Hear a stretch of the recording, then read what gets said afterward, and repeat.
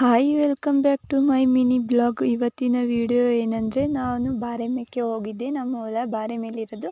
So ಅಲ್ಲಿ ರಾಗಿನ ಹಾಕಿದ್ವು. ಈ ಸಲ ಜೋಳ ಕೂಡ ಬೆಳೆದೆ. ಯಾಕೆಂದರೆ ನಾವು ಮಿಷಿನಲ್ಲಿ ಒಂದೇ ಸರಿ ಮುಯ್ಯೋದು ಬಿಡಿಸೋದು ಎಲ್ಲ ಒಟ್ಟಿಗೆ ಬಿಡಿಸೋಂಥ ಮಿಷಿನಲ್ಲಿ ಈ ಸರಿ ಜೋಳನ ಮುರಿಸಿದ್ವು. ಹಾಗಾಗಿ ತುಂಬಾ ವೇಸ್ಟ್ ಆಗಿದೆ. ಆಲ್ಮೋಸ್ಟ್ ಒಂದು 2-3 ಕ್ವಿಂಟಲಷ್ಟು ಜೋಳ ವೇಸ್ಟ್ ಆಗಿದೆ. ಅದು ಜೋಳ ಎಲ್ಲ ಮುರಿದ್ಮೇಲೆ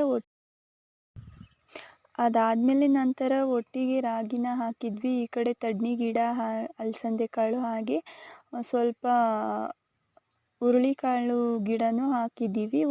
4 ಹೊಲದಲ್ಲಿ 2 ಹೊಲಕ್ಕೆ ರಾಗಿ, 2 ಹೊಲಕ್ಕೆ ಒಂದಕ್ಕೆ ತಡ್ನಿ, ಒಂದಕ್ಕೆ ಹುರುಳಿಕಾಳನ್ನ ಹಾಕಿದ್ವಿ. ಎಲ್ಲ ಹೊಲದಲ್ಲೂ ಆಲ್ಮೋಸ್ಟ್ ಜೋಳ ಬೆಳೆದಿದೆ. ಯಾಕಂದರೆ ಇಷ್ಟು ಹೊಲಗಳಲ್ಲೂ ಜೋಳ ಮುರಿಸಿದ್ವಿ. ಇದು ಹುರುಳಿಕಾಳು ಗಿಡ, ಇದರಲ್ಲೂ ಅಷ್ಟಕ್ಕಷ್ಟೇ, ಜಾಸ್ತಿ ಹುರುಳಿಕಾಳು ಗಿಡ ಏನು ಬೆಳೆದಿಲ್ಲ.